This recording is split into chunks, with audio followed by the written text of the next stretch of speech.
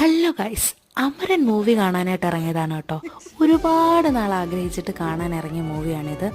കാരണം റിലീസായപ്പോൾ തൊട്ട് എനിക്ക് കാണുമെന്ന് ഭയങ്കര ആഗ്രഹം, പക്ഷെ ഒരു കൂട്ടില്ലായിരുന്നു. അപ്പോഴാണ് ഒരു കൂട്ട് കിട്ടിയത്. അങ്ങനെ ദൃശ്യം വിളിച്ചുകൊണ്ട് ഞങ്ങൾ കുട്ടികളെ ബാക്ക് ചെയ്ത് ഇറങ്ങി. മൂവി ഒരു രക്ഷയില്ല. ആദ്യം തൊട്ട് അവസാനം വരെ നമുക്ക് കരയാം.